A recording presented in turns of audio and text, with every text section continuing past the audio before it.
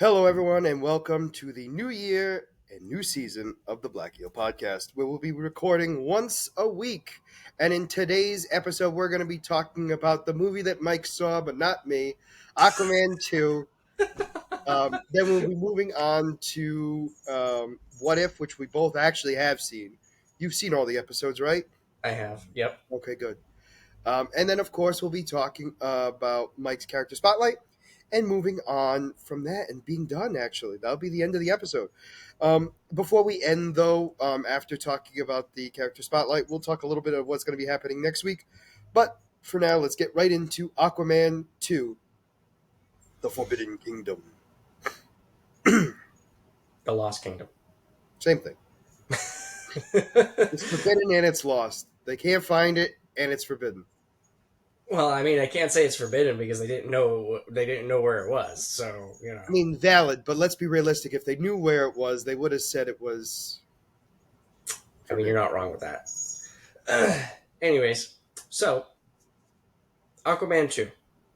The whole premise of the story: Black Manta has come back. He wants to get revenge on Aquaman for taking away his family, his life, ruining his life.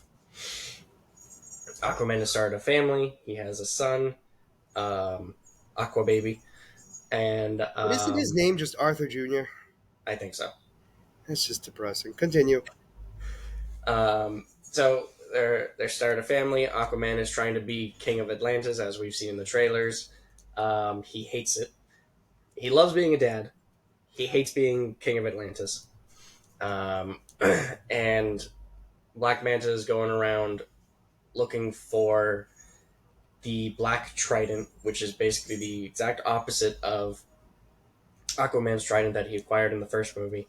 And the twist on this is that the trident is actually possessed by the Lost King. Mm-hmm. And when Black Manta takes it, it's basically corrupting him. And it's giving him extra strength, more power. He's becoming more ruthless. And he's doing a lot of bad things. So, basically the movie goes through. Aquaman realizes that he can't do this alone. He can't fight Black Manta alone, so he goes and breaks out his brother out of prison, who is basically being tortured in a sand prison without any water. And once he breaks him out, Aquaman brings Orm to the water, basically revitalizes him completely. And they go on their quest to stop Black Manta. This movie is very much a bromance, like they were saying from the very beginning. It was Orm and Aquaman trying to coincide. Aquaman just ribbing Orm the entire time, messing with him. Orm is like, I'm going to kill you. I'm going to get my revenge. And Aquaman's like, just lighten up, man. Lighten up. And like, complete opposites. Some very funny moments. Nothing more funny than Orm learning to run for the first time, because Orm never had to run. So the entire movie, he is Naruto running. At one point, Aquaman, they're running away from. So during the movie, they go to an island that Black Manta is mining. It's the volcanic island. It's a volcanic island, but they're mining this. I forget exactly what it's called, but It begins with an O. It's Aka. It's a type of gasoline. Well, yeah, but it's a type of a gasoline that's found in the ocean. It's like Yes. Acatium or something like that. I'm pronouncing it wrong, but it begins with an Ak. Yeah, I don't remember. It's been a few weeks, so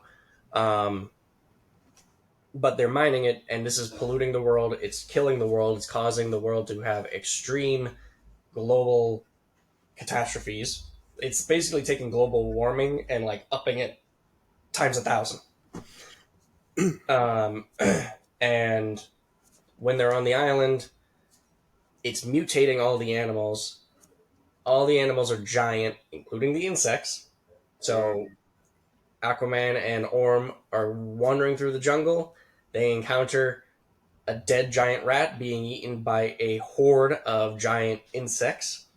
And when the insects realize they're there, they book it. Insects chase them, and and that's when we see Orm. That's when Aquaman notices Orm doing the Naruto run, and he's like, What are you doing?" He's like, "I'm. What do you want? I'm in the ocean all the time. I don't know how to run." He's like, "Dude, just move your arms." So he's doing the Naruto run, and when he starts doing the arms, Orm just books it, and Aquaman is just looking at him like, "Dude, what do you get back here?" And like just chasing each other. It was had some comedy moments. Which we kind of figured would be the case anyway because it's Jason Momoa. Oh yeah, oh yeah. But I think it's just so. no. Go. Before we continue, I think my biggest, like, from what I've read and everything else, because obviously I didn't see it, I think the biggest You don't disappointment say. for me, huh? You don't say. Yeah, I know. The biggest disappointment for me was the fact that really Black Manta wasn't the main villain, technically. Yeah. And Well, you know what I'm saying? Like, I get it, like, it was his body and everything else, blah, blah, blah. But, like, I don't know. I was expecting it to be him, and the fact that it was a spirit kind of possessing him more. Now, I'm not saying that he wasn't for all this stuff. I'm just stating, like, it was kind of disappointing to read that it was like, oh, it's not Black Manta, it's the Lost King. so I'm not gonna say that it was. So here's my take. Because once Aquaman destroyed the Trident and separated it from Black Manta, no, he didn't destroy it. He separated it from Black Manta. The possession switched to someone else. Correct. Black Manta still wanted to kill Aquaman. No, but you understand what I guess the better point I guess I should be making is the fact that it's like Black Manta was only powerful with the Triton. I guess was I kind of mean, like the yeah, disappointment. yeah, he was yeah, his powers were his strength was enhanced because of the trident. Yes. And yes, I know who got the Triton later, but let's keep going. um but yeah, the So whole they're running on the volcanic island. they're running on the volcanic island, they're encountering Black Manta a bunch of times. The actor, by the way, uh crap. Which one? Black Mantis? No. The scientist from the comics. Win? Uh Sure. Shu, whatever. Anyways, No, I said sure. I don't know. no, I know what you said. Oh, okay. um, the actor from the CIA agent or the FBI agent from Marvel, Oh, Wong. I mean, no, Henry Wu, is that his name? yes. Yeah, Woo. he is the scientist in Aquaman, and I did know that. I love him as well. Um, but the difference from I know we read in the comics, the scientist basically was spending his life trying to get to Atlantis and was using the Aquaman family to basically get there. In the movie, he had no relation to them prior. He just had a goal of seeing Atlantis and basically like you aligning each other to like progress society, I guess. To make things Um, better. yeah, but the scientist is working with Black Manta. His goal is to find Atlantis. Black Manta is using him to get these resources to kill Aquaman. Um, basically, I'm just gonna call him Henry Wu. Henry Wu is go as the movie's progressing is realizing what Black Manta's doing, and he's like, kind of changing, not wanting to do this anymore. Keeps trying to thwart Black Manta in a sneaky way, but Black Manta kind of is kind of like there. He doesn't realize that he's trying like thwarting him, but he kind of just shows up at that perfect time to be like, "Stop what you're doing." Um, movie progresses. Movie progresses. Kingdoms of Atlantis. Something that I forgot to mention. So the hatred of the surface world in the first movie is not just an Orm thing. It is very much most of Atlantis thing. Yeah. So Aquaman is trying to unite them, being like, "Hey, we need to make ourselves known to the surface world, so that way we can stop what they're doing, and we can, they're not going to stop unless they know that something is actually happening here." And the court of Atlantis is like, "Nah, we're just going to kill them. If we make ourselves known to the surface world, we're just going to kill them. There's nothing they can do to stop us." So uh, Aquaman as king kind of doesn't really have as much power as you think he does, because he has to go through Council? systems. Huh? Isn't it the council? Yeah, it's a council. Yeah, and it Like he's the king, he's the main guy, but realistically, it comes down to like, yes, you're a figurehead, sir, but we decide everything. pretty much. It's like I kind of would consider it like how it's the president and Congress right now. You know, Yeah, I Thor. mean, he has a lot of power, but he doesn't have as much. He doesn't have absolute power. Exactly. And I mean, if he was more confident and had more knowledge and more They willing probably to would be listen to king, him more. yeah, they would follow him. But because he doesn't want to do this and he's just doing it to do it, they're just like walking all over him. Yeah.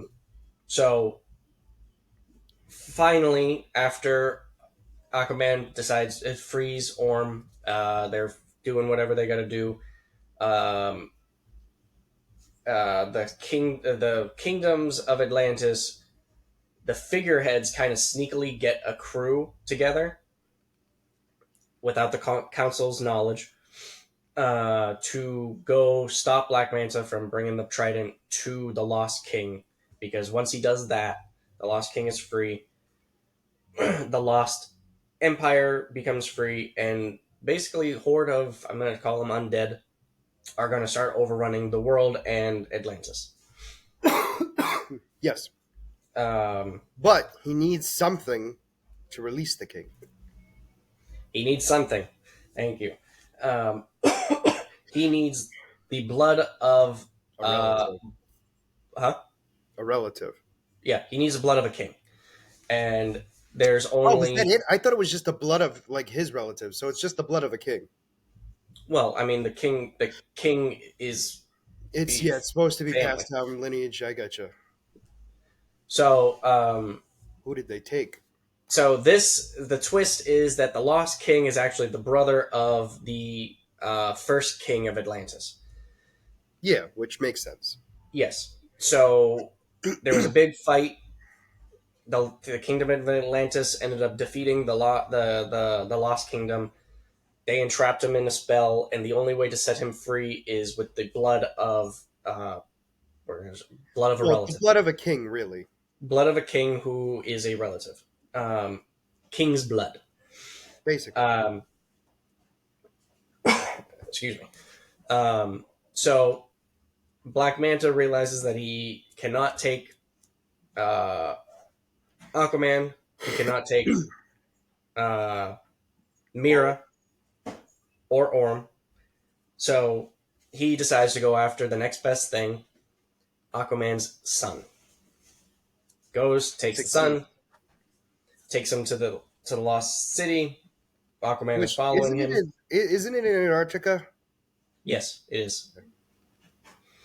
Um, they take him to Antarctica, and they have the army of the undead begins breaking out. The king is still trapped though. Once the king gets untrapped, it's basically all over. No one will be able to stop him because they just barely stopped him The last time. The millennia first ago. time, whatever you want to call Um, so the uh, the king ends up getting free because during the fight with Black Manta, the trident ends up getting passed around. Yes. Black Manta loses the trident. Orm gets it. Mm-hmm. And when Orm gets it, he senses the hatred that he has for Aquaman, and he Orm almost succumbs to the temptation of the trident and revenge. Orm is actually able to fight it, and unfortunately, once he fights it, the Lost King gets free. But when the Lost King gets free, um, when the Lost King gets free, Aquaman with his trident ends up throwing it, and it destroys the Lost King's trident and destroys The him. Lost King. And once he destroys him, everything else starts. Like the creatures begin officially dying, and Re-die, I guess, is the best way to say it. Re-dying. um, and once they all die, they all live happily ever after.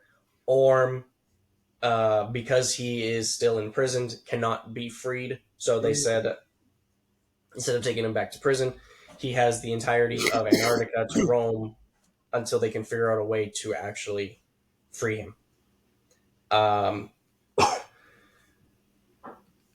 Aquaman at the end of the movie makes a decision that he's not going to listen to the council. He is just going to introduce Atlantis to the surface world, and that is what he does. He arrives in the surface world and basically makes a press conference to the world saying, "Hey, we exist. We need to save the planet. We have advanced technology. We can help you if you can help us." And that's how the main story of Aquaman ends. Then there's a post-credit scene that is homage to a point of the beginning of the movie. Yes. So that's where he's in a Orm.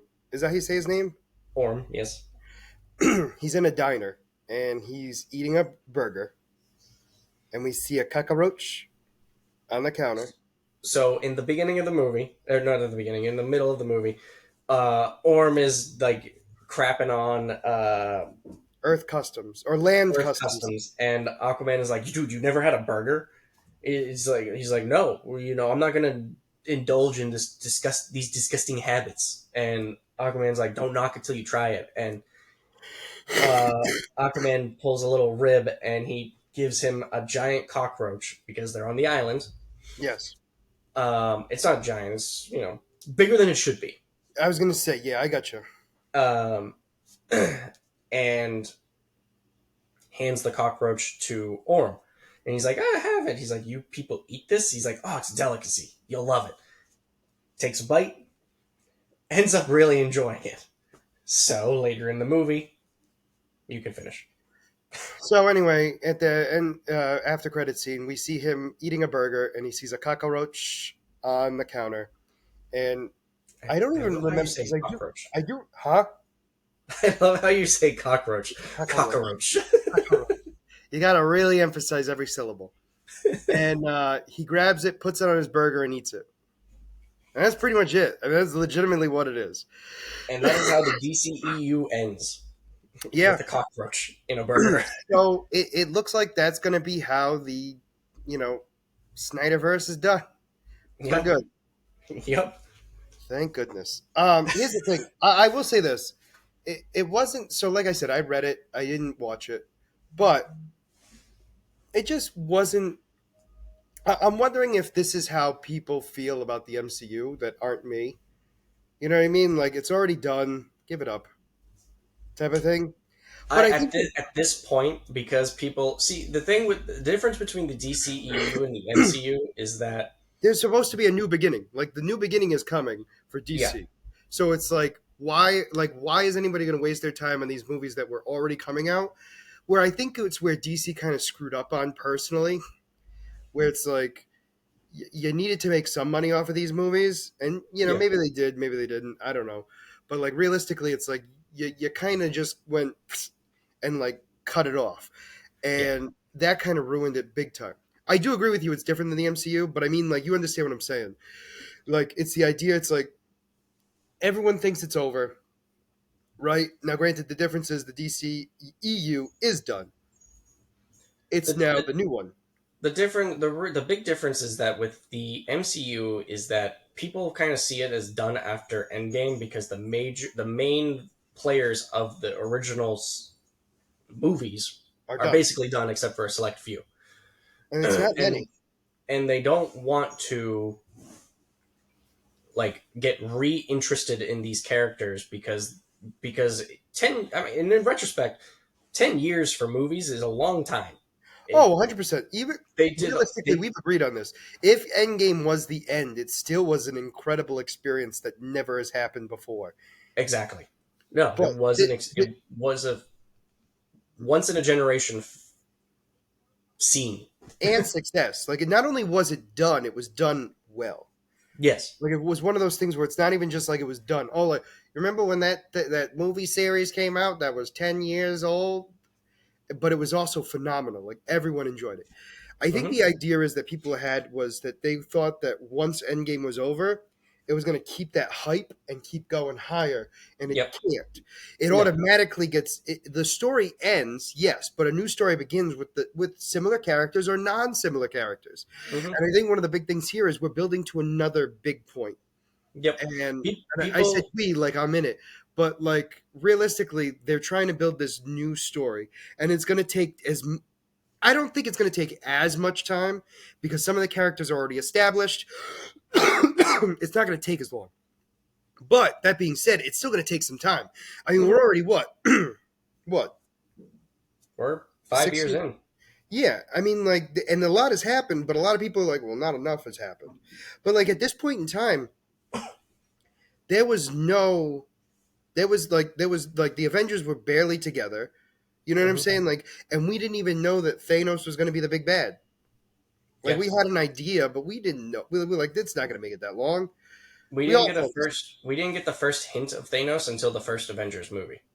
Yes, but even then, we didn't like. Yes, he was there, but he. It wasn't like, oh, he's going to be the next big bad because he wasn't technically. It was technically Ultron. It Well, wasn't no, until in the first Avengers movie, it was Thanos because no. I understand that what I'm getting at is what I'm getting at is the Avengers movie was Loki. Yes, Thanos was the one that oh, controlled I everything. because then the Avengers 2, it was Ultron. I understand. So it's like oh, Thanos is done. You know what I'm saying? Yeah. Like it was like oh, they're kind of just they're hinting at it, but he's not coming. You know what Hmm. I'm saying? Like back then, we had no concept of that. We really Yeah. did. We saw Thanos like, oh my god, he's got a cameo. Like that's awesome. It wasn't like, oh, he's gonna be a villain later. It wasn't No, until yeah. In the first movie, it was like you said, giving hints of him coming, but we didn't know what was actually going to happen. Mhm. Then in the second movie, when we saw the second Infinity Stone, that's when it started winding like, Yep, oh, the Infinity Stones are major players in these movies. Who's related to the Infinity Stones? correct, Gauntlet, Thanos. absolutely. Um, I mean, yeah. Eventually, we did realize that they're going to be leading up to Thanos, but you understand what I'm getting at. Like at the yeah, time, we didn't know, and no, like, yeah, and people are just impatient now because it's like, well, we've already had the big moment of Endgame, and it's like, yeah, now we're gonna have another one when it comes to Secret War. Like Secret War is gonna be Endgame slash Infinity War. yep. The thing that people, like you said, people are not patient. They don't want to. They don't want to get reinvested in these characters. They don't want to. They're not patient enough to see these characters grow again. Hmm. And I'll be honest, like some of the situation, not with the movies, because I've got at this point, I'm taking the movies for a ride. Because as we've said, especially in the last podcast where we talked about our rankings, where if I get so hyped in a movie and it doesn't hit that expectation, it just kills me. Absolutely, So I'm trying to take these movies as a ride, and um, I think we can like when agree. it The comes to only games, like with games, like when we have new games that come out, I honestly dread starting new games. I just want to get straight to the action, and I mm, hate the build up at the beginning of the game because I have no powers. I have no idea what's going on. The story is kind of like, oh, it's just like, showing you around. It's like, this is so boring. I want to get to the end. mm, And I feel for people that want to get to that point as well. But, there's only so much you can do. You can't just introduce brand new characters and expect people to know who you are. You have to build them up. Agreed. But I also think what they've done in this saga that has been beneficial for them was they're purposely putting in movies that are nostalgic pieces that people will go to the theaters for. Yep. So, like No Way Home, Madness of the Multiverse, Multiverse of Madness. same thing. Deadpool 3 coming out this. You know what I'm saying? Like Yep. they're purposely putting out these movies so like yeah they're gonna still have the movies like we'll have a movie of somebody and people will be like why are we wasting our time with this one, you know what I'm saying, or a show like why do we need this person, but then we'll have a movie like Deadpool and everyone will be like the MCU is saved again, and it's like it kills Yep. me every time because it's like it's not that the MCU is saved, it's still alive, you're Yeah. just okay with it right this second. Hmm. Yeah. But I mean, so Ant-Man and Thor were not. I know we have our disagreements with this one, but Ant-Man and Thor were not peak MCU movies. Agreed. I mean, all right. So my whole thing is we do disagree on just the Ant-Man one. Yes. However, the Thor one, I agree with you. They could have done a lot. Like it wasn't a bad movie. I will say that. No. No. No. No. No. But they definitely ruined. And when I say ruined, I don't want them to think like, oh, they did him horrible. They didn't. But they didn't give him justice. They didn't give the main villain the time that Yeah. he needed. Because Christian Bale not only was a great Gore, Hmm. but like Gore is meant to be the scariest being. He's literally called the God Killer, and we Yeah. saw him kill one and a half gods. We didn't even see him kill him. It was after. I know. That's my Yeah. point I'm making. So like, but for me, the Marvels was good. As Yes. I've said to you before, it did not deserve the hate it got. No. The people just didn't want to go see it because they, for some reason, have this thing against Brie Larson, But and we it's also three agreed female too. leads. It's got one of the greatest fight sequences in Yes, in cinema, and people are hmm gonna get mad at me for it, but I don't care. I'm no, dying it's on that true. hill, especially At recently. least MCU wise, that was one of the Oh, best for fight scenes. sure, definitely MCU wise, but like in general, even based on most fight sequences, that was really good. No, it was a very good fight sequence. But anyways, we're deterring to Marvel. Let's get back to DCEU. Well, Um, basically, what we're getting at is we have to wait until the new DC universe comes in, which I think is it 25. Monster Squadron? What's the first one? I think it's an Com- com- animated one. I don't think it's a yeah, Commandos, Squadron Commandos, Commando Squadron, something like that. Monster Commandos. No, I don't think it's I thought it Monster. said monsters in it because they're all a bunch of misfit monsters. I thought. Anyways, talk. So anyway, we're really waiting for the DCEU, the new one. Basically, DCU. oh, it's just called DCU now. Yep. We're waiting on the DCU to come out. Creature Commandos. All right, so I was close. I was on the Oh, right track. so it is coming out this year. Oh, for some reason, I thought it was 25. No, I knew it was. I thought it was this year. Yeah, no, it is. I think I just have my headset because the first live action is 2025, but yes, the animated stuff I think starts this year. yes, So we have that coming out. So we have that to kind of deal with, in the sense of, I think it's going to give us a taste of where we're going to be going. And I don't know. I mean, I'm hopeful, but I think no matter what, the first couple things that they do are not going to be phenomenal. it's going to be origin building. Exactly. So it's one of those things where it's like people have to realize like, and I'm saying this to myself along with everyone else, an origin movie is not meant to be phenomenal. Yeah. I mean, realistically, the only origins movie that has been phenomenal was Deadpool, and the only reason why was because it was so different from all the others. Hmm. It did something so different that nobody else was prepared for. Other than that, like if you take it from just story wise, meaning like just the point of like just the story piece, I mean, it really wasn't anything spectacular. It was the way they did it. It worked comic book wise. You know what I'm saying? Like they did Yeah. it for the character. Hmm. But realistically, when you do one of those kind of origin stories, it's only going to go so far. You Yeah, need it's kind of more of like the trilogy, the build up. You need this, like, you need character growth, and you're not getting that in one movie. origin story. Who is this character? Why do we care? Where do they? Why did? How did they get to where they are? I mean, legitimately, that's it. That's it.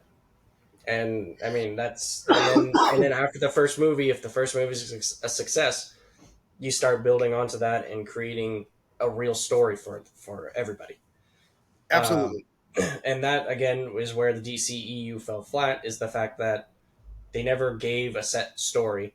They just jumped right into it, expected people to care. Some They people were did also care.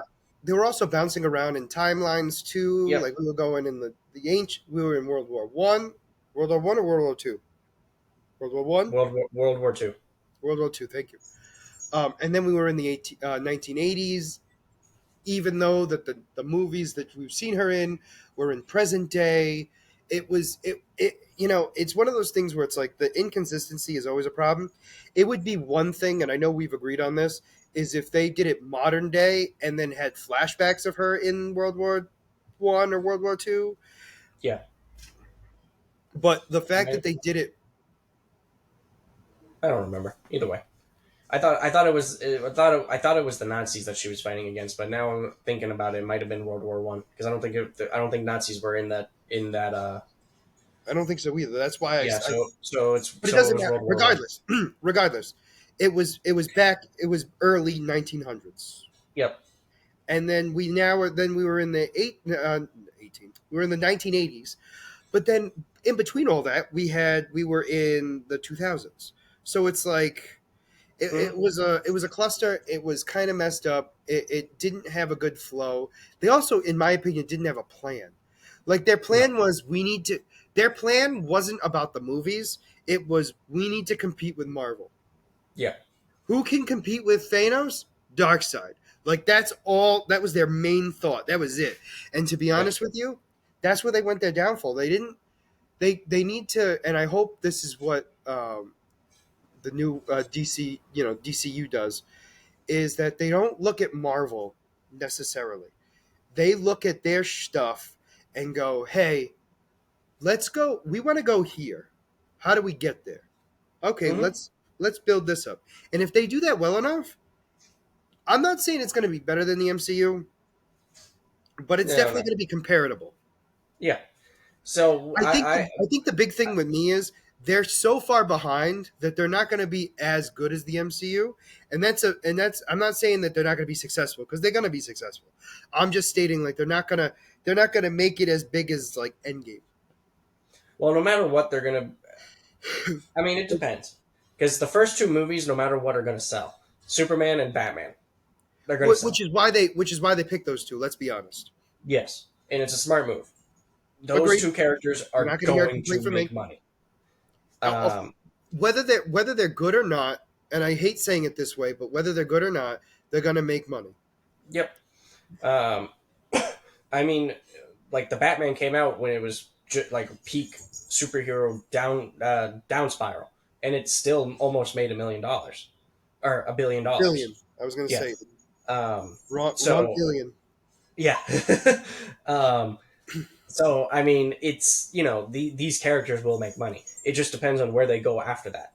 Now, my fear is that they don't, because they have a bunch of different universes right now. So my fear is that they're having too much that's going to confuse the audience, and people aren't going to care because of that. Because they have Matt Reeves Batman, they have Joker, now they have the DCU. It's too many different universes coming together on the big screen that might confuse people. But I'm willing to give it a shot. Um, But I also think too, like we're taking it in that way for right now, but they might be just covering their bases. Like, hey, let's keep this going, see if it's successful or not, and then we can add it in later or remove yeah. it. I mean, the whole thing is, it's like I don't think they want to get rid of anything that's been successful. Oh yeah, no, no, no. Yeah, And again, I'm not trying to dig at them or anything, but they're trying to grasp at straws, and not in a desperation way necessarily, although a little bit, but more of the fact that they're trying to just survive. And one of the hmm, best ways to do so is, all right, I know this version of Batman's doing well right now. Let's yeah. stick. We're gonna do No, they got to keep Penguin. it. We're gonna do Penguin. Then we're gonna do the new Batman movie. Then we're gonna keep this that going. Then we have the Joker 2. We're Mhm. gonna have Harley Quinn, but a different Harley Quinn, a Harley Quinn that isn't Margot Robbie because it's not the same universe. It's gonna be fine. And I think you're right to a certain degree. People are gonna be weirded out by it, but I think at the same time, it's gonna be so early in the DCU that I don't think those movies are gonna make a difference for the main DCU. No, I don't think so either. But if they I do get what you're keeps saying though. It can get confusing because you'll be like, another Joker? Why? And it's yep, like, well, okay, I get it. Like, there's two Jokers technically right now, yep. But and yeah, technically, all right. So there's two Harley Quinns, there's two Jokers, and there's technically two Batmen. yeah. There's two Batman. Yep, two that well technically more, but that universe is over. No, no. I'm talking about like the new yeah, one. If there's yeah, only yeah, two. yeah. But yeah, so like it's just one of those things where it's like we'll just have to wait and see. And I think I'm indifferent. I'm definitely looking forward to it. I'm gonna watch it. Let's be honest. I'm obviously gonna watch it. I'm not gonna not watch it. I'm just not gonna be just like you said. I'm not overhyped about it. I have faith in it just because of the fact that James Gunn is going to be running it. So because he has a great track record. I'm not arguing that. What I'm As getting at long is as as long I as just want Warner to get my Brothers doesn't interfere, I think it'll be great. my whole thing is it's like I'm just not gonna get my hopes up. Yeah, That's more of I my get it. thing. Yeah. And to be fair, I mean I don't know. DC's gonna. I sound awful saying this, but he doesn't have to do phenomenal to do better than what was done before. Oh yeah, 100%. So it's like I do feel like he's got an easy platform to start off on right now because it's been literal crap. Mm-hmm. So like he literally can make a decent movie that's not phenomenal, but still be like, wow, like this is gonna do great. Like he's gonna do great. No, but you Yeah. understand what I'm saying. Like realistically, that's all he needs. He needs a above average movie. Well, I mean, let's not forget he's already done two DC projects, and they were both great successes. Which were the two that were his? Peacemaker and Suicide Squad. Oh, that's right. That's right. I forgot. So the fact that those two were phenomenal, I think he's going to take the source material and he honors it, especially with what he did with Guardians.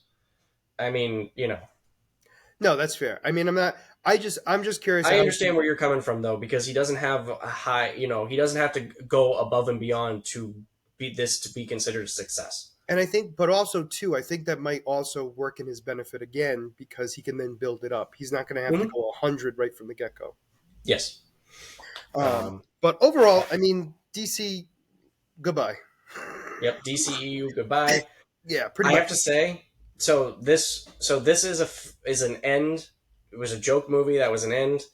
Um, the one thing that I have to say, like I said, it wasn't a great movie, wasn't terrible. Story was okay. It was an enjoyable movie. Would I watch it again? Probably not. Yeah. CGI horrendous. It's one of those things where it's the underwater thing for me, Yep. and it's I it, know when we first saw the trailer, you mentioned that, and I said I didn't notice it. When I was in the movie, I was like, this is terrible. And I normally don't comment on CGI issues, but this was bad. my whole thing with that is it's like underwater's tough, and I get that.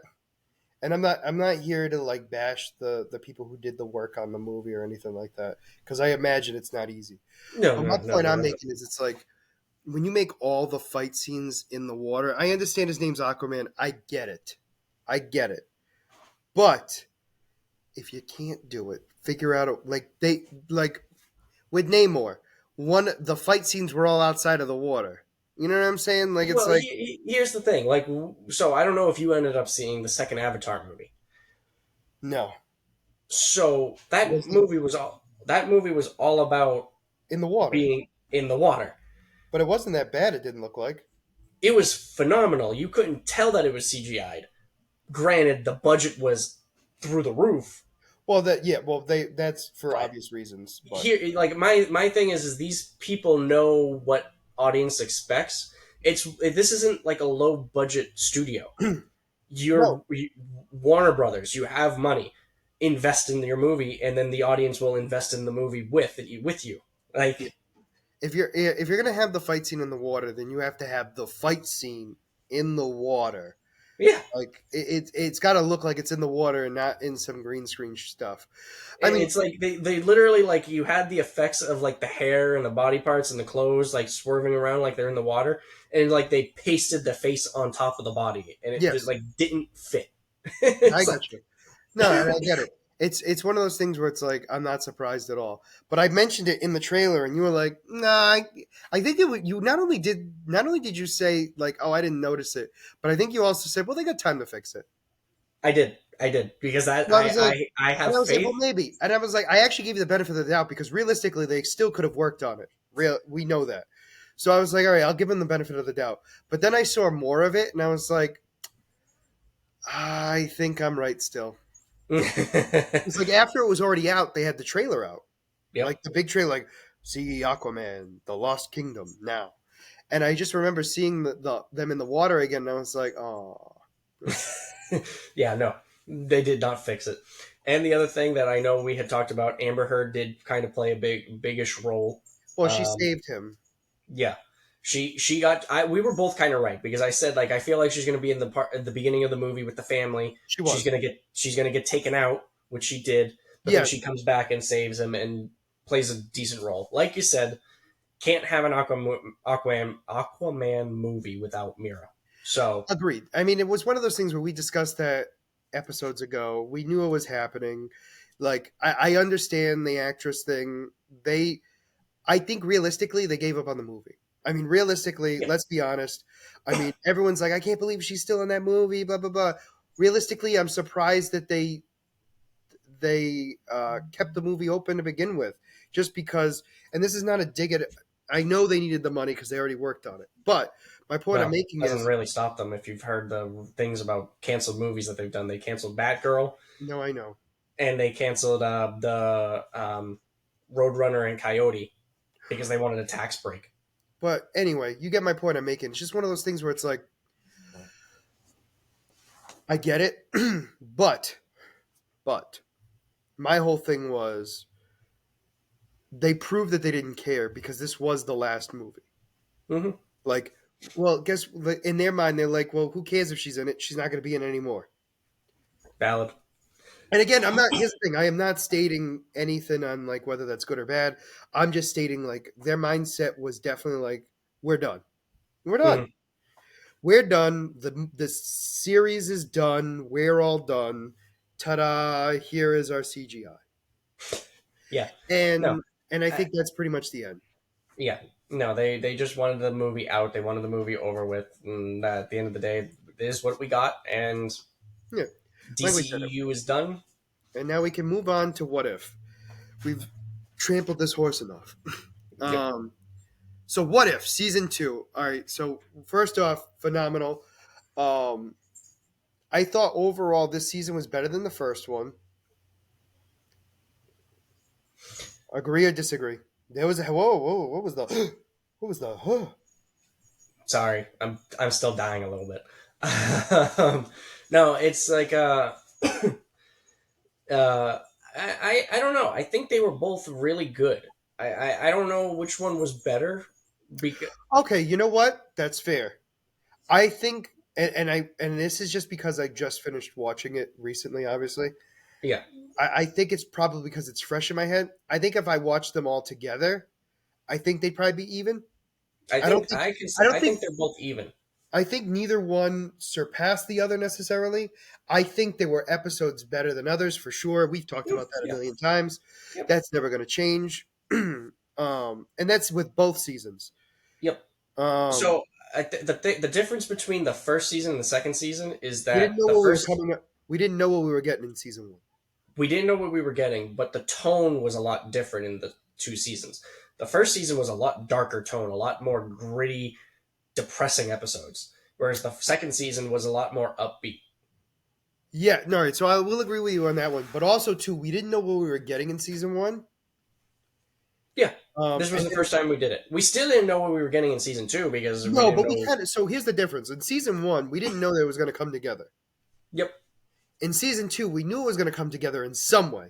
In And in some season 2, they started bringing them together. I feel like a lot more because we had a a lot couple sooner. of yeah we had a couple of episodes with Captain Carter, who was the main premise of the season. Yes. Um, and they started tying her into the other episodes. When was So 1602? the No, second not to 16. last one, Huh? 1602, No, no, and no. then The the one where second she to got last one teleported to was the Thor. middle. It's actually realistically they did it the same way, and this is where it's going to get weird because they actually did it the same exact way, like the same exact time frame. Because if you remember, Party Thor was in the very middle of the season, and we saw Ultron come out, and we didn't know who the hell he was. No,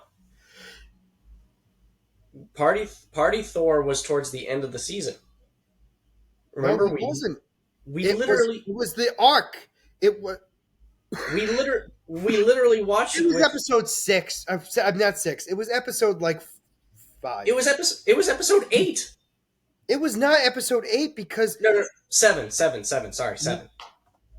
6. Killmonger was 6 because I'm looking this up right now. We are having we this watched argument. it at New Year's, dude. I know what we watched, and I know We what we watched the watched. last 3 episodes at New Year's. 7, 8, 9. Damn. Episode 7. Killmonger was 6. So it was what if Captain Carter were the first Avenger? Yep. What if T'Challa became Star-Lord? Uh-huh. What if the world lost its mightiest heroes? Uh-huh. What if Doctor Strange lost his heart instead of his hands? Mm-hmm. What if zombies? Mm-hmm. What if Killmonger rescued Tony Stark? Mm-hmm. What if Thor was an only child? Uh-huh. What if Uh-huh. Ultron won? And what if Watcher broke his oath? Oh, wow. 7, 8, 9. Anyway, moving on. You were so confident. Well, no, as soon as I clicked on it, I saw that I was wrong, but I had to air it out. For some reason, I thought here's how I remember season 1. Okay, I remember it being like wholesome in the beginning, Yep. and then No, I forgot that there was one where it was actually happy in the middle, like toward the end, but it didn't end happy. well, it kind of did. Well, it didn't. It didn't. You know what I'm saying? Like Ultron Yeah. came in, and we didn't know who the hell Ultron was at the time. Yeah. But anyway, No. let us get. Yeah, no, like season 1, it was like first couple episodes were wholesome, and then It was starting to get darker and darker, and then it got really dark, and then Yep. got darker, and I'm like, it can't get darker, and then it did, and then it didn't, and then it did, and then it was literally it did again, it was literally and I was just up, like, up, oh, up, okay, down, up, down. yeah, it was sad, but anyway, And so this there one were is 9 for episodes for season 2. this season kind of, I was a little bit surprised because I wasn't expecting. I felt for most of the season up until kind of towards the end, the Watcher wasn't as narrative as he was in the first season. Like, No, I agree. like No, in no, no. the first few episodes, he wasn't a part of this. Like, he wasn't a part of it, and then he kind of showed up and was narrating towards the end. Whereas in the Well, I first want to say season, so. It really started. I want to say in episode 3, he started to get back into it, but still not where he was. Once episode 4 came, though, he was. yeah, it like started him off slow, and then like he really kind of came in, and then he still wasn't as involved. No, he was more involved in the last 2 episodes than. Kind of. I mean, like he was involved, unlike the first season where he literally was involved. Like this Well, one, I he think. was kind of Well, just this whole thing is he's not breaking his oath anymore. yeah. That's really what it comes down to. So let's go right down the list. I mean, there were 9 episodes. I do agree with you on the Watcher, though. He was not. He was more the Watcher this time. Mhm. He catered to his role more this season than he did in last season. Yeah. if you understand what that means. So the first episode was obviously what if. So I'm going to name all the episodes and we're just going to go through them. So what if Nebula joined the Nova Corps? Nova Corps, sorry. What if Peter Quill attacked Earth's mightiest heroes? What if Happy Hogan saved Christmas? What if Iron Man crashed into the Grand Master? What if Captain Carter fought the Hydra Stomper? What if Kahori reshaped the world? What if Hela found the Ten Rings? What if the Avengers assembled in 1602? And what if So Strange Supreme intervened? Sorry. So let's go with number one. What if Nebula joined the Nova Corps? So this actually takes place, I want to say it's technically before Guardians 1 would have happened. Ronan killed Thanos and went towards his site to Xandar. Yeah. Before he went to Xandar, the Nova Corps, specifically Nova Prime, found Nebula floating into space, took her back, and trained her to be a Nova Corps to get her stars. This was very much like a space cop noir type of episode. And we see, so that's kind of the build up, and that's kind of where we are timeline wise. So like, Ronan is now the big bad, and he's right. He's setting his sights for Xandar. Xandar, Nova Prime decides to use the planetary shield to keep him at bay. Now, the shield is supposedly able to last for 50 years, and that was the idea. It was going to close down, and in 50 years, they would have a plan or he'd be gone. That's kind of what their plan was to begin with. Yeah, they were doing it to protect them, that he'd forget about them or whatever. That's really what they were hoping for, to be honest with you. That's why it was the 50 years thing. But how many, was it months? Because how many, well, I don't think it was years that went by. Was it? I had taken it to be at least, I thought it was probably about a year or two. But it wasn't a lot of time. No. Like it wasn't like 10, 15 years kind of thing. No. It was literally like, they closed the doors, we got 50 years, now there's like 47 and some months left. Yeah. And people are already going cuckoo for Cocoa Puffs. Yeah. So Nebula's going around and she finds Yondu dead. And she's now trying to figure out why he's dead, what's going on, and all that stuff. Well, it turns out his little arrow has schematics to a specific device that she's never seen before. She has no concept of what it is. I mean, she knows that it's some sort of power source. She's not oblivious to that. Like, she knows it does something, but obviously Yondu got himself into something so big that he got himself killed. That's basically what she knows. So she then gets into her car, and that's when Nova Prime is like, hey, I'm sorry to hear about Yondu. And Nebula's kind of like, yeah, whatever. Like, he's dead. Which is pretty much how she reacted, let's be honest. She was kind of sad, but at the same time, she like knows him enough to know, like, I'm not surprised. So Nova Prime then says to her, basically, like, hey, you do anything necessary to basically stop whatever's happening, because she feels like somebody's going to try to destroy the shield. Did she say that day or that night? It was coming. The dawn. Dawn, thank you. It was something like more present, like meaning like, so yeah, so the dawn makes sense. I forget the phrasing she uses, but it was something that was very intimate, like it will not see the sunrise. Yes, that's what it was. Even though they don't see the sunrise anymore. Correct. So anyway, she then starts to go on. She goes to the only person she knows that could actually figure this stuff out. She goes to Howard the Duck.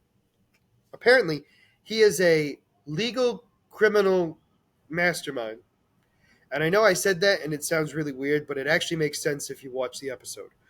So he's kind of like a criminal mastermind right now, but he's doing it legitimately. Yeah. I know it's such a weird thing to say, but like, yes.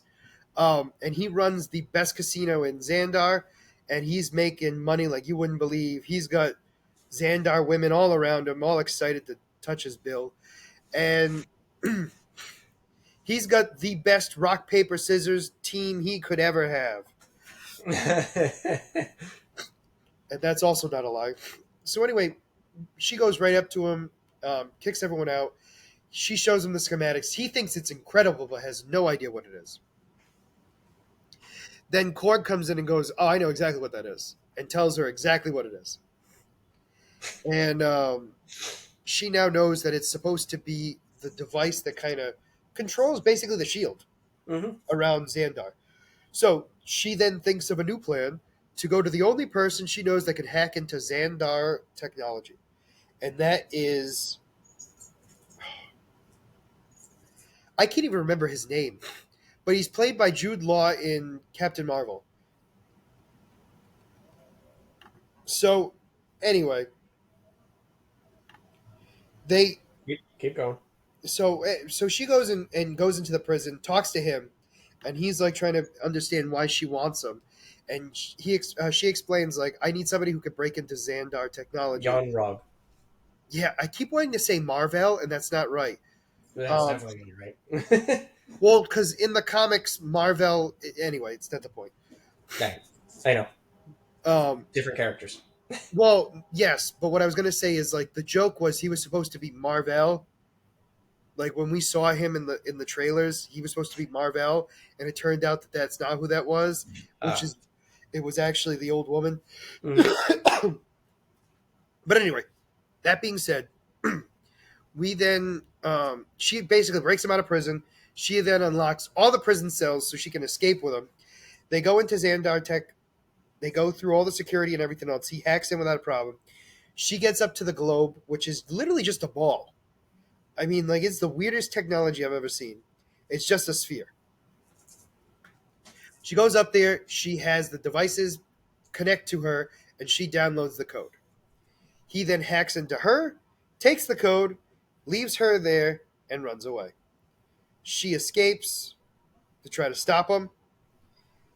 Nova Prime's there along with a bunch of Nova cores, and Nova Prime basically says, "Kill her, scrap her for parts. Oh no, kill her, and then smelt her for parts." That's what it was. And so they start attacking her. She jumps off the waterfall? Question mark. Mhm. Um, I hesitate calling it a waterfall because it's more like a drain pipe. But anyway, she jumps down. She comes back to the surface, I guess you would say, and she's basically like broken severely. She's basically being pushed around by a bunch of Xandar civilians because they don't like the Nova Corps, and she makes it to Howard's place again, and they fix her up, get her all worked up, get her guns ready to go, and they all start going to Nova Prime. So they all go and start blasting everything. But before all that happens, well, actually, once they get there, Nova Prime decides to put in the sequence, and the shields open. Ronin comes in, and the shield closes and crushes Ronin to death. Now everyone's confused, and Nova goes, "Here's the thing: I knew this was coming no matter what." Because and Nova Prime's like, "How did you know?" The moment you said do anything necessary, I knew you broke the code, the oath already. So I knew you were behind this. And I was like, "Ooh, yay!" And she outsmarted him. And in the end, they won. So the gates then open up, and it's insinuated that Nova is the, I mean, Nebula is Nebula. the new Nova Prime, but it was not specifically stated. Yeah.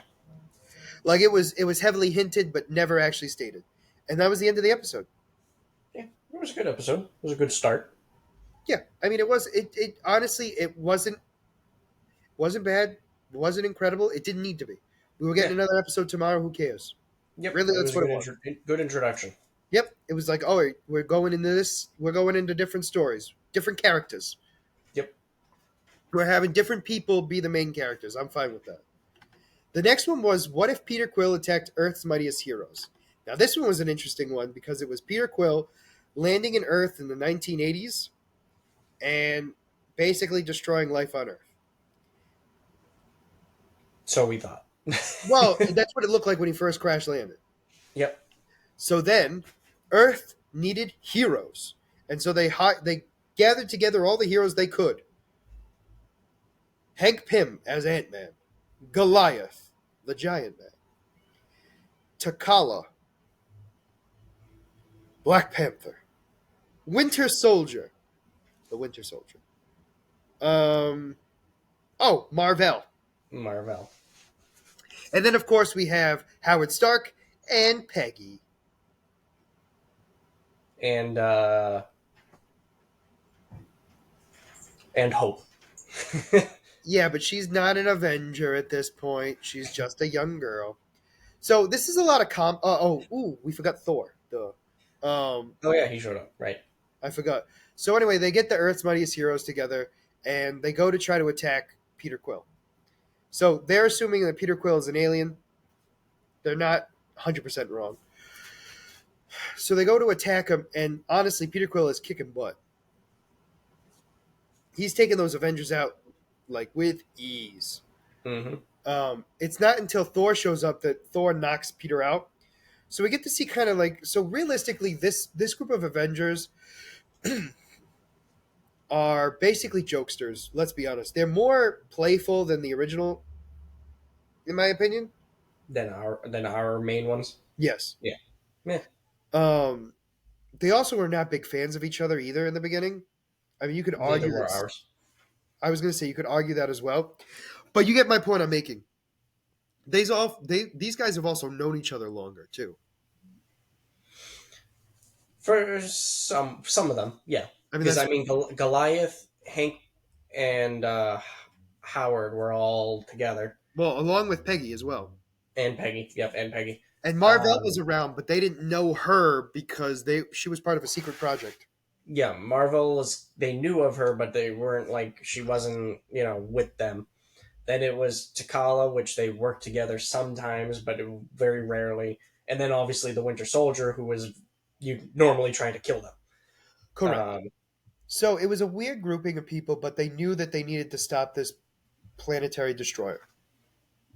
Really, what it yes. comes down to. So anyway, once Thor comes down, he knocks out Peter Quill, and they all go back to Pegasus.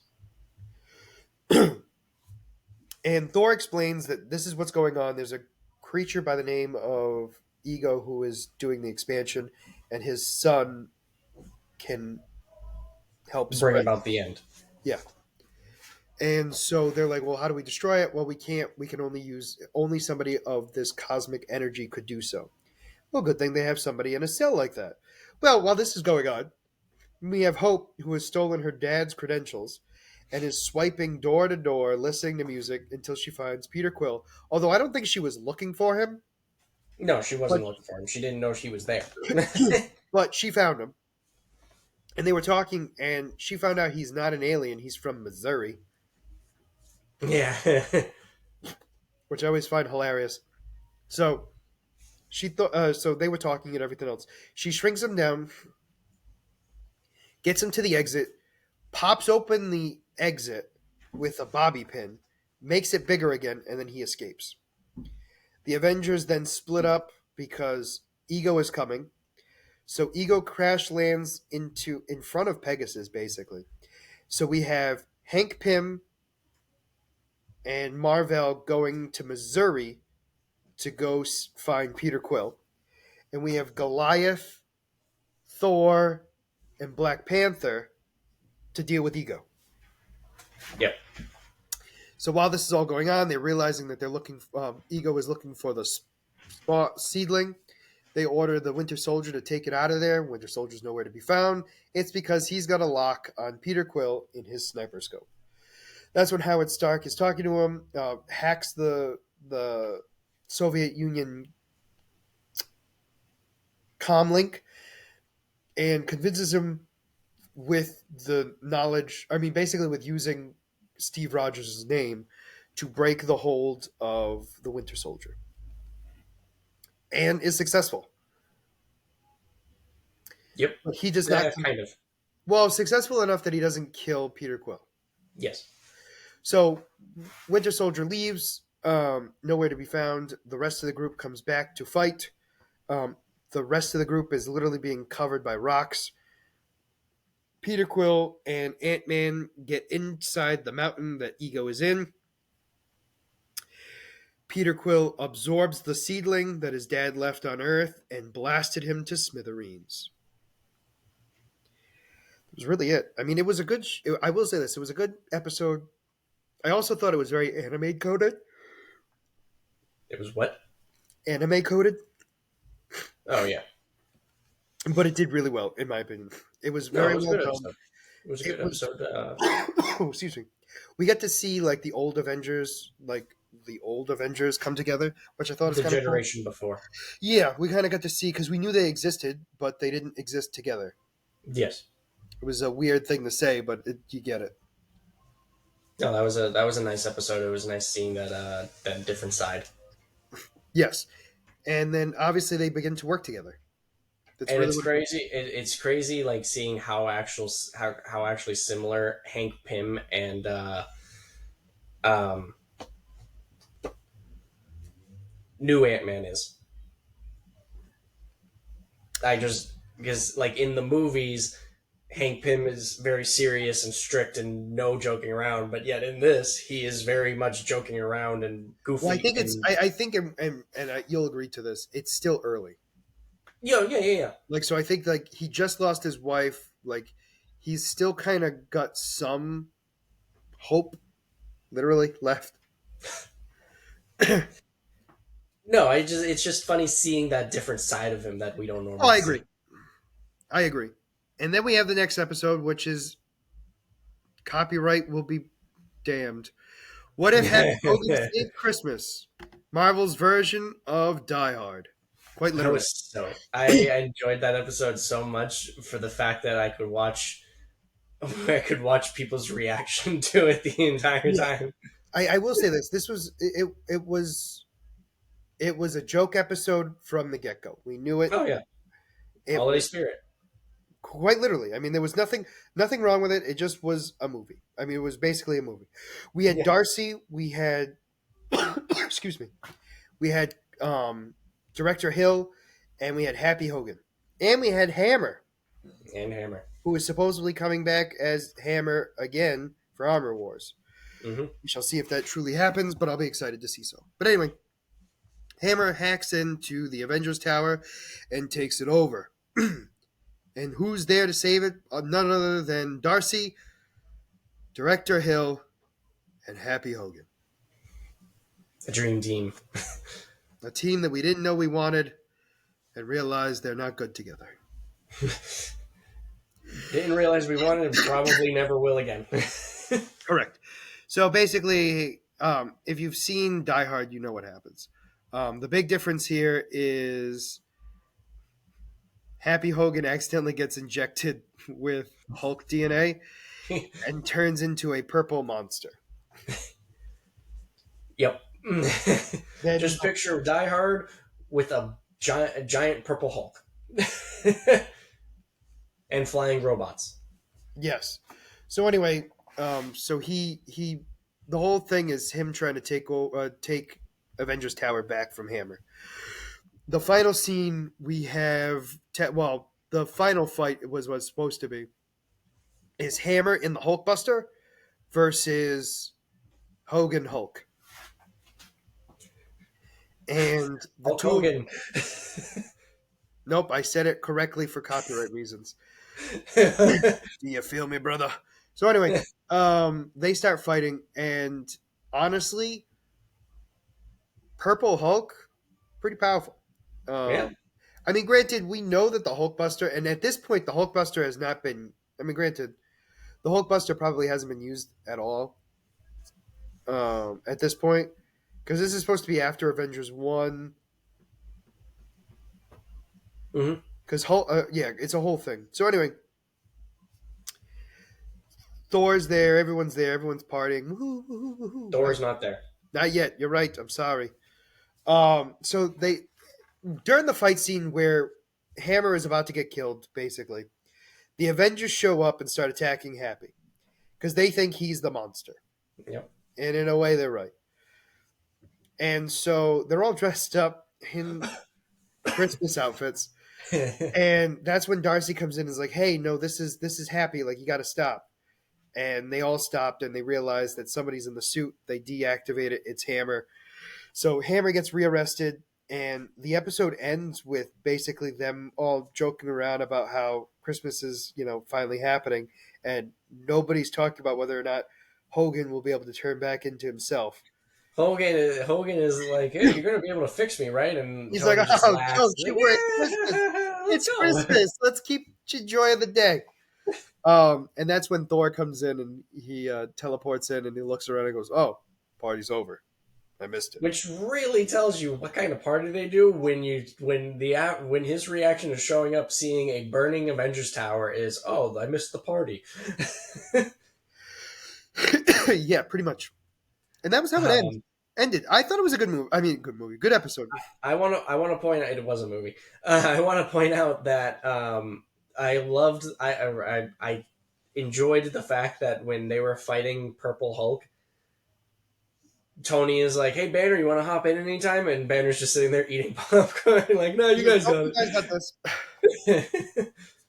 It I was agree with funny. you. I think that was kind of cool because it's like he wasn't gonna be able to control it, so it's like, what's the point? Yeah, Um. So yeah, so we're gonna speed through some of these. Not because we need to. It's just for the fact that like some of these we already like. What if Iron Man crashed into the Grandmaster? This is the episode we were supposed to get in season 1 and never got. which So I very much enjoyed.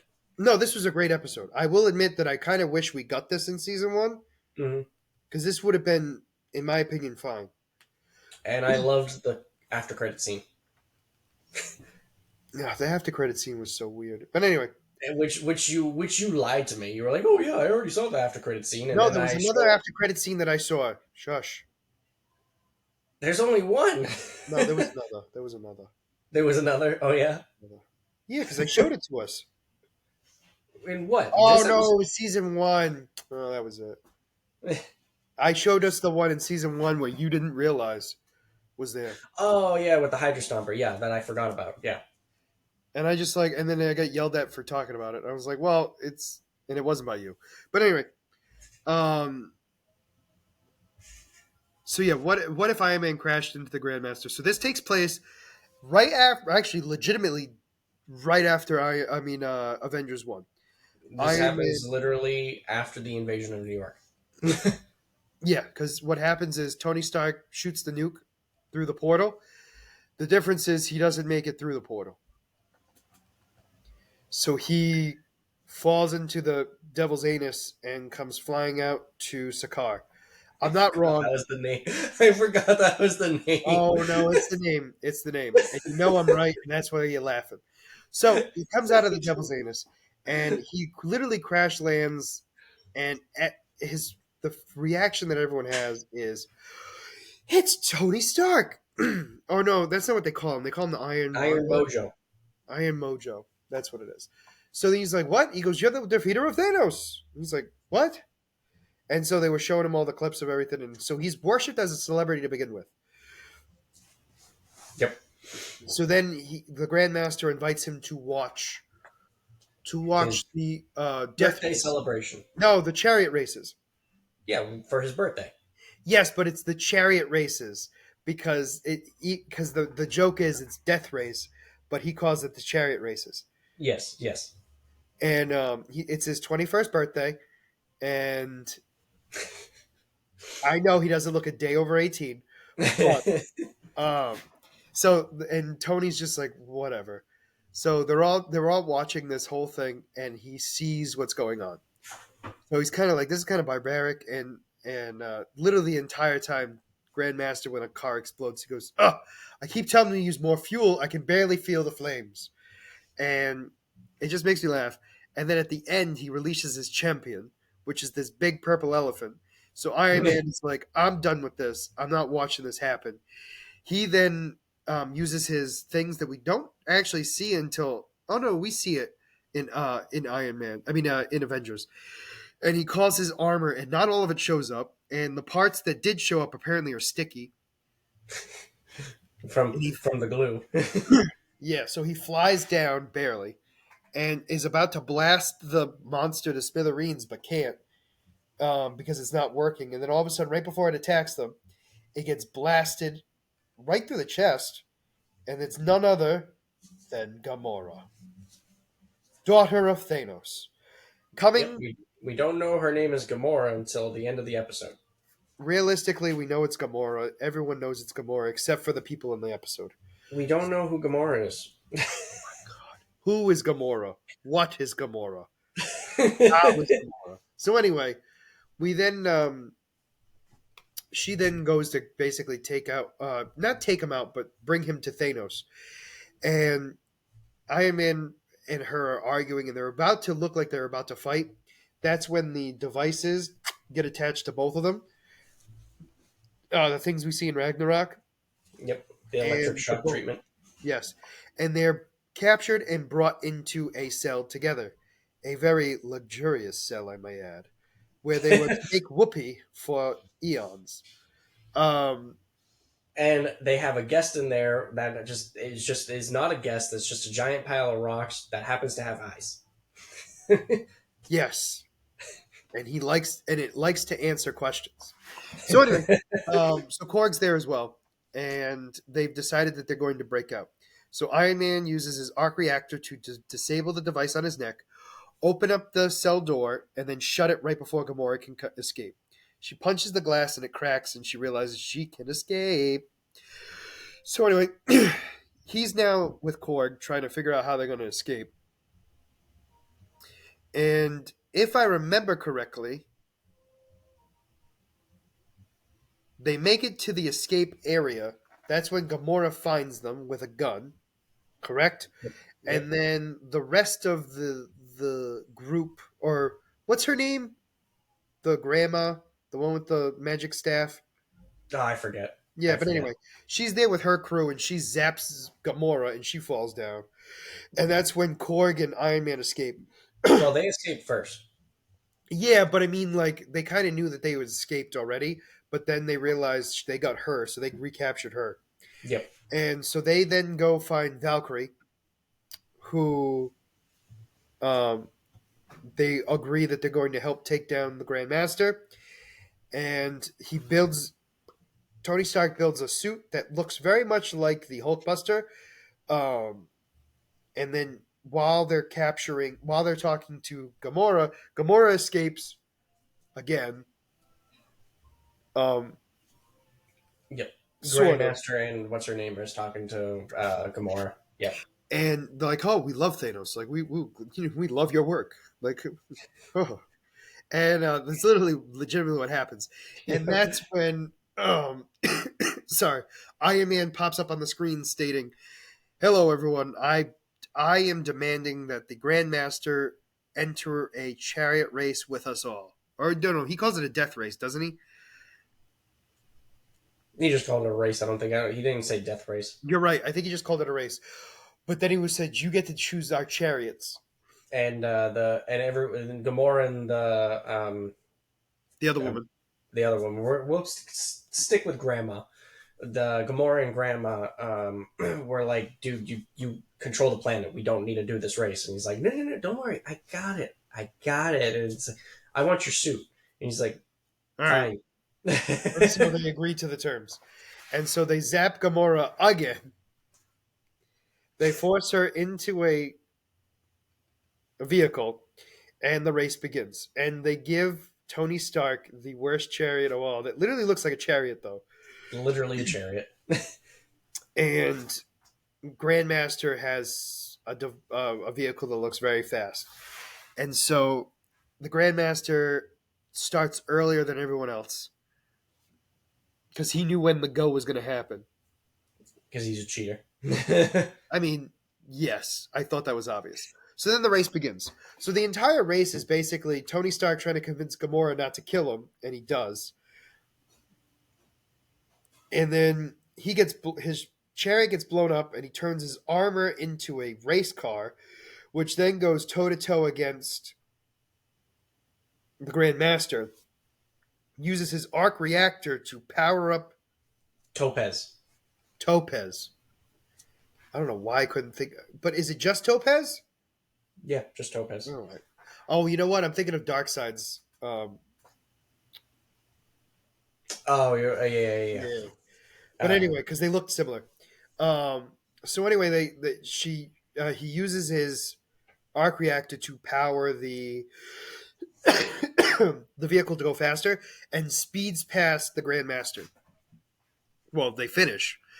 Well, everyone's like, well, Iron Man won, obviously. And Grandmaster goes, well, obviously it was a tie, and I decide the tiebreaker. I win.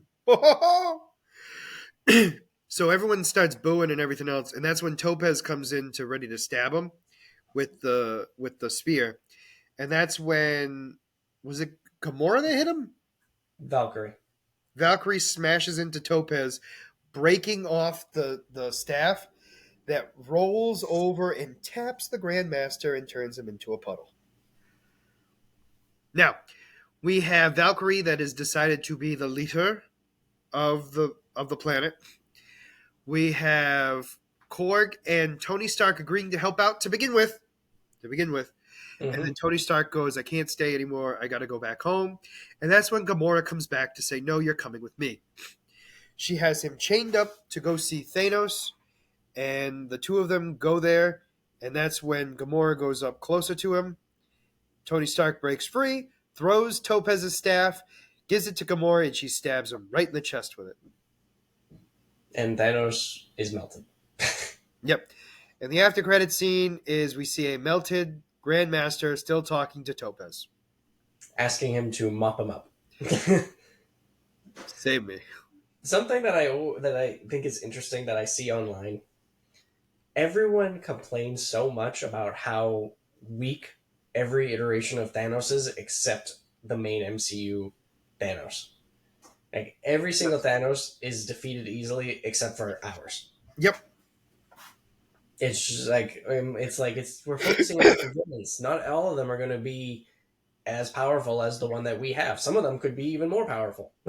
Well, yeah, and the other thing too is in the comics he's not that strong. Yeah, we had talked about that. Like he's not a great villain. It's just he literally only has the Infinity Gauntlets, and I mean, there's only so much.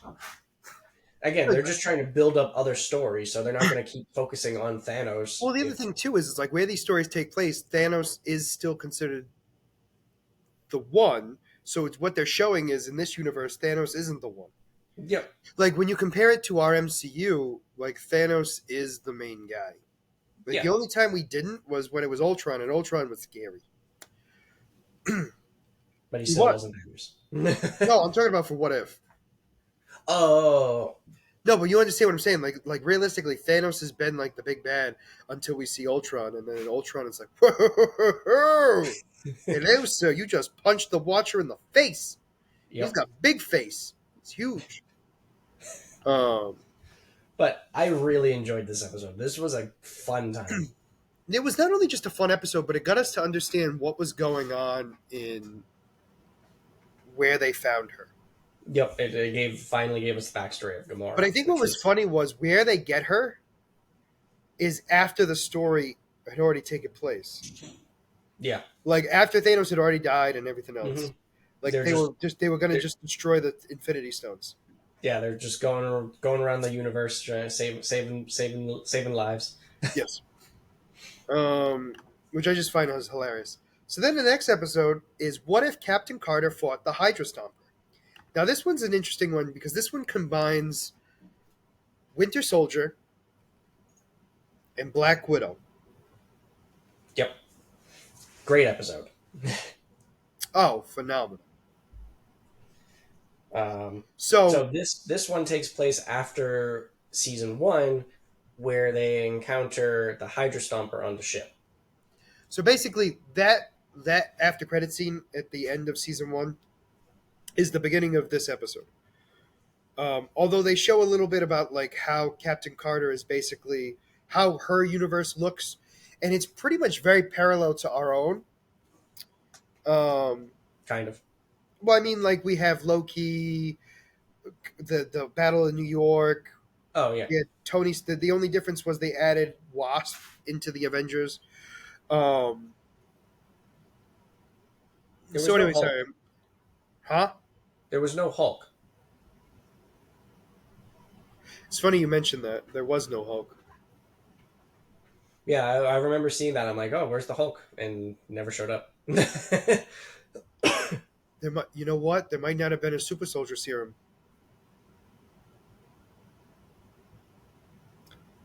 Oh,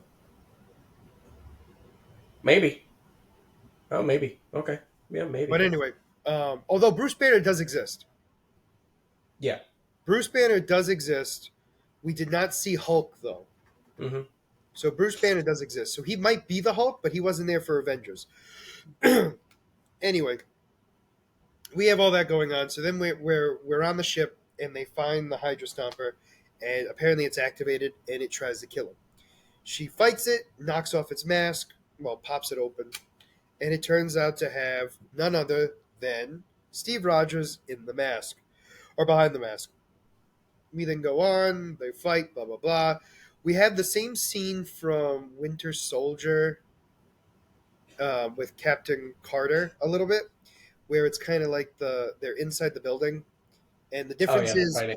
Yep. the difference here is Bucky Barnes is the senator that's running Shield right now, Yep. and FYI, he's not corrupt. But that being said, I just wanted to point that out because he even at his age, he's just a badass, and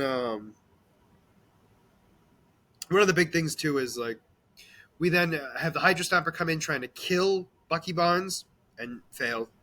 Um, Carter kind of comes in and stops it. Widow comes in to try to shoot him down. None of them are able to do much. It wasn't until Carter was able to. Well, really, it was actually because of Bucky Barnes who stood up to ready to take the bullets. So Steve wouldn't. And that's when Carter comes in, jumps on top of him, and she flies through the air with him, knocks him out. Black Widow uses the jet to kind of guide him in, and then they go off to some lighthouse. And it turns out that every time Steve Rogers, the Hydra Stomper, turns on, Steve Rogers might not live. Hmm. So every time he gets shut down and turned back on again, they don't know if he's going to turn back on. But the Hydra Stomper is keeping him alive, and it's the only thing keeping him alive. So they fight. They don't fight. Sorry, he wakes up. He explains to her what's going on. They decide that they're going to go to the Red Room, which is apparently who owns the Hydra Stomper right now. So they go to this city in Moscow that's supposed to look like this American town, and American Utopia. it's got a bunch of mannequins that creep me out, and Carter and Rogers have a good moment together, and that's when she gets hit by a widow's bite. And apparently, all of these mannequins have surrounded them, open fire on them, and that's when they start fighting them. Black Widow included, until they get to the point where they've been hit by so many widow's bites that they collapse. At one point, the Hydra Stomper shuts down, and she's trying to get to him, and she gets hit by so many widow's bites that even Captain Carter, gets knocked out. That's when um, I can't remember her name, but it is Black Widow's. Mother. It's Natasha's mother, her Yep. fake mother, but her mother, and she comes in with many of her sisters, and they all start going toe to toe against Black Widow, and Carter goes against the Hydra Stomper, and what we see in the sky is the Red Room. Melina. Yes, We're just gonna call her Melina. I'm not gonna try the last name. no, you're right. It is Melina, and so they all begin to fight. Black Widow is barely holding her own against the 6 or 7 other widows, and Captain Carter is really trying not to kill the Hydra Stomper. She's just trying to avoid fighting him. Really. Correct. And what happens here is She convinces Steve Rogers to stop fighting, and he decides to destroy the Red Room. Black Widow uses the mannequin to open fire a bunch of Widow bites onto her Black Widows to knock them out, and then fights her mother. She's then being choked out by her mother as the Hydra Stomper goes into the air. And that's when Black Widow shoots a grappling hook, wraps it around her mother's leg, and her mother gets attached to the Hydra Stomper and sent up to get destroyed with the Red Room. As this is happening, the Red Room gets destroyed. Carter comes in to save Widow. The two of them get to the jet and escape. And we are under the impression that the Hydra Stomper and the Red Room have been destroyed. Mm. What happens next is Captain Carter is deciding she's going to take one of Tony Stark's cars and go away. Before that happens, a red line opens, or kind of comes across her feet, opens a portal, and she gets sucked in. And even the Watcher's like, "What is going on?" That was hilarious. He's like, and even I forgot what he says. Like, and we now know what's going to happen. Or he says something like ominous to the fact that he knows what's going to happen, or we all know what's going to happen. And he goes, "What is happening?" And then she drops it. He goes, "Where's Captain Carter?" And then she wakes up in front of a, dare I say, middle-aged, middle ages. I was going to say middle-aged Nick Fury, but that's really messed up. Just say 1602. Stop trying to be fancy with your words. Fine. In 1602, we see a version of Nick Fury and Wanda. Okay? Apparently, Wanda sent for Captain Carter to help save their world. And that's how the episode ends. Yep. Any questions, concerns on that one? My fancy words ruin it? I mean, you were really struggling, so I was, because it was just, I wanted to say Middle Ages. Ages. You wanted to have fun with your wordplay, and you just can't. No, I know. It's this cold. I'm dying slowly. So anyway, the next episode was What If Kahori Reshaped the World? Now, this one I thought was, the most, I mean, obviously, we already know it was the most original, by far. It was the one that was... brand new character. Brand new characters. The only characters that weren't brand new were from the very beginning of the episode, which was Odin and Sulfur, Salter, the flaming guy. Yeah. I don't know. I honestly don't remember him in that episode. So yeah, whatever. He's the one that strikes down and cracks the Tesseract. Because right. Yep. So in the fight, Asgard is being destroyed, and he smashes his sword, and Odin holds up the Tesseract as a last-ditch defense, and it still splits splits Asgard. But what it also does is it sends the Tesseract through space. Apparently, lands in uncolonized America into a specific lake, and that's where it lands. So we meet this character Kahori, who is a young Mohawk, and she and her brother are running to look for the Forbidden Lake. And they find this lake that's supposedly forbidden, and they see ducks in it. So obviously that can't You be want to say Forbidden Lake again? Forbidden Lake. Why? What did I say? It's just the way that you're like, they go to the Forbidden Lake that's supposed to be forbidden, and they go and they just hang out at the Forbidden Lake that's forbidden. Yeah, it's like it's supposed to be forbidden, but it's like it's got ducks on it. That's the point I was making, and it's like, so clearly it's not what they thought it was. So they're like, well, this is kind of disappointing. So then they see flames coming from where their village is, and they go running towards it. And they see that the Spaniards, although they don't know they're Spaniards, they just know that they're people taking over, that have captured their people, and the Spaniards are looking for the Fountain of Youth, which is hilarious to me. Too real.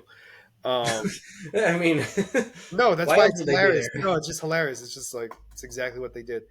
And so they see these two other Mohawks, and they start sending men after them. So they're shooting at them and everything. They're running through the woods, and while they're running in the woods, they literally fall through a hole that wasn't there before. Like it created a crater, whatever, and they fall through. And they're walking into this thing to try to avoid whatever's coming down.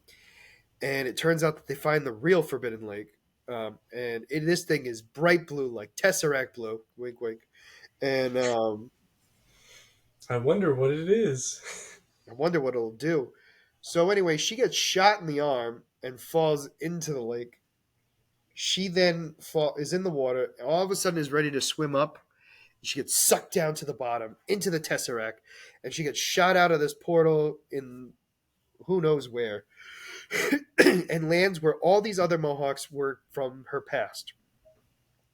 Now, apparently, wherever she was teleported to, they have the ability to absorb the planetary energy, or aka, I would imagine the Tesseract's energy specifically. And what happens here is she's able to absorb the energy, or the people are there are able to absorb the energy and use it to enhance their own abilities with telekinesis powers, super speed, and teleportation. Okay, the longer they're there, the more they have control over it. Blah blah blah, and also the fact that they don't age there. Nope. So the entire time, Kahori is learning how to use her new abilities. And her whole thing is she's going to learn how to get out of there. So she sees this massive, and I say massive, she sees this massive, what's it called? Portal. Well, yeah, she sees the massive portal, but like she's just trying to figure out how to get into it. And everyone's been, her specific guidance has been explained to her like nobody's ever made it, like don't even bother. So she's then learning how to control these powers. They then go for the hunt for fruit, which is the weirdest thing I've ever heard in my life. Because you gather fruit, but apparently not. So they grow on these, Not in this universe. not on this planet or whatever they are. They grow on these massive animals, and apparently what happens is they have to jump over them and rip off the gem, Gem um, fruit. the gem fruit that they eat. Well, Kahori figured out a way to do it where she could literally use her powers and pull them off, lift it up, remove all the fruits, and then go down. So everyone else is counting how many they got. Somebody got 7. I think the max was 7 or 9. I forget what the number was. And then you see Kahori walk with all these floating around, and they're just like shocked by her. So they realize she's more control of the powers than we thought. During this time, we then have the Spaniard send his men back into the cave to where the Fountain of Youth is, tell his men to go in and ask if they feel younger. They get sucked in through the Tesseract, and he thinks that it is a trap. So he basically is ready to leave. So because of this, he's deciding to capture all of these people and bring them to Spain. So that's what he starts doing, gathering them up and put them on his ships. Well, in the other world, the Spaniards land, and they're looking for, well, I guess you would say the youth. The Fountain of Youth / how to get back. And so during this time, we have Kahori and the rest of the group like celebrating, and that's when the bullets come in. And she stops them all, pulls all their guns away, and then uses literally the power of the earth to bring them to the ground, quite literally, where they're stuck. And they can't move. And she then uses her powers to make the portal from up from the sky down onto the planet. And she says, if you people are worthy of this power, you will come with me. And then she leaves. So she goes and helps her people. She starts fighting the Spaniards. She's doing a great job until the cannons. So she goes out there and she starts beating up Spaniards left and right. And that's when the head Spaniard decides to open cannon fire on her. and that's when she's holding her own for a little bit, and then a cannon hits her in the face. She gets Yeah. knocked out. And she's defeated, and all these Spaniards are surrounding her, and that's when the rest of her tribe comes through and starts beating up the rest of the Spaniards, and they win. And so she then goes and opens a portal to Spain and explains to the Queen of Spain, like, hey, this is how things are going to go. Like, this is going to be a peaceful planet. Nobody owns the planet. We all are to support the planet. I refuse to. And she destroys her throne and basically is like, then I guess there is no queen here. Like, we're either going to have peace or I'm going to make peace. And that's how the episode ends until none other than Doctor Strange Supreme comes in and goes, "Hey, Kahori, you made world peace so quickly. Good for you. Now I need you. Come with me." And that's how the episode ends. Yep. This was good. I thought this was one of the better episodes. I think what I liked about it the most was how original it was. No, brand new character, a brand new story to tell, which was great. It gave us a third Infinity Stone. Like we've been saying that Oh yes. this current MCU is basically giving identities to the Infinity Stones. We have the Time Stone with Loki. We have the Reality Stone with Wanda, and now we have the Tesseract with Kahori. So that's 3 stones down now. Well, technically, you can argue that the Tesseract actually is with Captain Marvel. Or Captain Marvel. True. But in this universe, it's definitely Kahori. Yeah. But you get my point I'm making. So overall, pretty good. So there's 3 episodes left. Sorry. So we're gonna speed through this. This one's going to be kind of tough to speed through because it has a lot that happens. What? Hela found the 10 rings? Yeah. This one I feel like is a little bit tougher than at least the next one after this one. No, I don't think so. Hela found the 10 rings. I mean, this is legitimately what it was. This is a combination of Thor, the original, and Shang-Chi. Yeah. So what happens here is Hela is basically, so as we know, Hela and Odin take over the world, or to conquer the 9 realms to then make it peaceful. Odin thinks she's becoming too harsh and everything else. So instead of banishing her to hell, he banishes her to Midgard instead, removes her of her powers, takes her helmet away, and only somebody who is able to have the power to show mercy will get the powers of Hela. So she gets onto Midgard. The helm crashes into China? Question mark. I don't think they ever actually said. No, but the 10 rings are there, and I'm being very racist, but I'm going to go with that's where they are. See, the thing with this is it depends on the time period or Because where. the 10 rings were everywhere. Yeah, You're what absolutely depends right. on what he's doing at that particular time. Absolutely, and that's where it gets tough. But I think his main fortress was always in China. I believe you're right. So, like, even though like he had bases all over the place, his main base was always in China.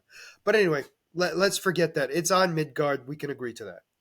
So she goes looking for her stuff. Wen finds it first, and they then find her. She starts beating his guys down with ease, although she does get punched in the face first, and she realizes she can bleed like a mortal. Yeah, mortal blood. Oh. And then she starts beating them up pretty easily, and she then goes to fight the 10 rings, and she goes, with my helmet, I could defeat you with ease. And he goes and shows her helmet, and she's all cocky and is basically like, I've never had somebody actually bring me to the demise before, but this'll be new. And she goes to try to pick up the helmet, she can't. So she then is taken in by Wenwu, and he wants to work with her and be a warrior together to take over the world to keep it peaceful. And she thinks that's just like what her dad did, and she doesn't want to do it. She then meets the creature that we see in Shang-Chi that has no face but only 2 butts. And It takes her to the magical land of Tylo. Um, she then learns the ways of Tylo, although not right away, because she's already a fighter. They're trying to teach her inner peace, and Shang-Chi's mother is the one that really is pushing for this, and everyone else is like, no, she's a monster. And she's like, I am. She's not Not disagreeing. denying it. No, she's not denying it at all, which I find even funnier. So she's doing all that, and then all of a sudden, she's breaking her down, and basically, what Hela wants is freedom. Hmm. All she wants is freedom. So when she realizes that, she kind of learns how to do everything and becomes a better fighter, a more peaceful fighter. She's not looking for violence; she's looking for literal freedom. Hmm. So she then sees that apparently Odin has. Well, she doesn't know it's Odin. She's assuming it's Odin. Has landed because everyone thinks that Hela has been killed by mortals, specifically the owner of the Ten Rings. So Hela takes a bunch of dragon scale armor and weapons and goes. And she goes, I'm either doing this alone or I'm doing it with you guys. I don't care, but I'm doing this. And Shang-Chi's mother is like, well, then I guess you're doing it alone. And so she leaves without a problem. She gets there, she meets up with Wenwu, and the two of them are fighting Odin together. Now, this is not an easy battle, by the way. But it gets to the point where she actually disarms Odin and shows him mercy and is about to give him her hand. And that's when he attacks her and grabs her by the throat. But, which was very stupid of him, because she showed mercy, guess what? The powers Hela comes towards her. She gets her helm back on and she becomes the goddess of life and defeats Odin with ease and becomes the ruler of Asgard and teams up with Wenwu to take over the world, the universe, basically conquer it and save everyone so they're all actually free. Yes. Okay. Wasn't as hard. It was actually pretty quick. I was proud of myself too. I thought this episode was really one, it was a lot of comedy and it really Yep. gave us a character arc for Hela. Mm-hmm. Yeah. This was in my opinion the best Hela story. Yeah. It was good. Definitely created gave more to the more than what we were expecting. I mean, this was a lot different than what we thought it was. It was similar to what we thought. We were kind of like half right. When we were talking about like what would have happened in this episode, we were like, oh, Hela's gonna want the Ten Rings to take down Odin and Which whatever. was But still right, but we like were not right, the but way we thought. wasn't for the reasons we thought. Correct. We learned a lot of things about her. Mm-hmm. All right. So what if the Avengers assembled in 1602? Well, guess what? The Avengers assemble in 1602. We have Hela as the queen. We have Thor and Loki as princes. We have Happy Hogan as their Grand Vizier. We have Nicholas Fury and Wanda as their prime soldiers and mystical art. We have Captain Carter, who is the main warrior, and then we have a bunch of other people. Episode starts with Loki doing a theater thing, and that's when the storm opens up, which is this green arc that opens and sucks people in. It's about to suck Loki in, but Carter saves him. And then Hela gets sucked in, and Carter tries to save her and fails. Thor then becomes king. He gets pissed off at Carter because she's supposed to be the one to fix this and hasn't. So clearly she's an idiot. And so the thing that kills me is his logic is very stupid here. She was brought here to fix the problem, and she hasn't fixed it, so therefore she is the problem, so let's go kill her. Yep. Stupid. Quite literally exactly what happens. Yeah, literally. She goes on the run. She then looks to figure out what's going on. They find out that what they're looking for is the free runner, who is somebody who came here. Forerunner, sorry. Who apparently came here first and is causing all the destruction. And if that person is removed, everything will be back to normal. So Carter then goes looking for Tony Stark in this universe. She finds him. He's going to build a device to figure this out. But the only device that he could create, that could power a device that he's creating, is the staff that the king of Asgard, or I'm sorry, the king of King Thor is actually holding. So he creates it anyway. We then need to find a thief. She finds Stephen Hood or Rogers Hood. I forget the name they give him, but anyway, it's basically Steve Rogers. He's basically Robin Hood in this. He steals from the rich and gives to the poor. He has Ant-Man and Bucky Barnes as part of his team. Captain Carter comes and finds him. She asks for his help. He agrees. They get attacked by Happy Hogan and a bunch of Yellow Jackets. They take him out. She gets captured by they also bring the destroyer. She comes out, gets captured. The rest of the group escapes. She goes into prison. Watcher's like, let's get out of here. She goes, no, I'm not doing that. Breaks free and then breaks Banner out of prison by turning him into the Hulk. Jumps on his back and they escape. They go to where Tony is, which is where Rogers comes in with his crew, gives her back her shield, and they explain what the plan is going to be. So they go to this big party that Thor is having to celebrate him being king, even though there's a storm going on. He's not the brightest bulb. We get there, their fight ensues. Happy Hogan turns into Big Purple Hulk. Hulk and Hulk fight each other. We have Wanda and Nicholas Fury turning on Thor to get the staff. The stone gets to Tony. They use the device. It freezes time, and they find out that Captain America is actually the one that was the forerunner.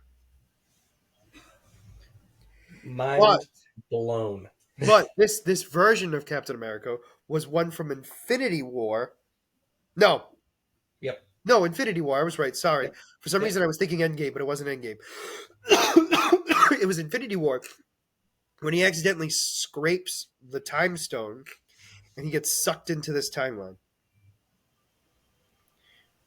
Absolutely mind blown.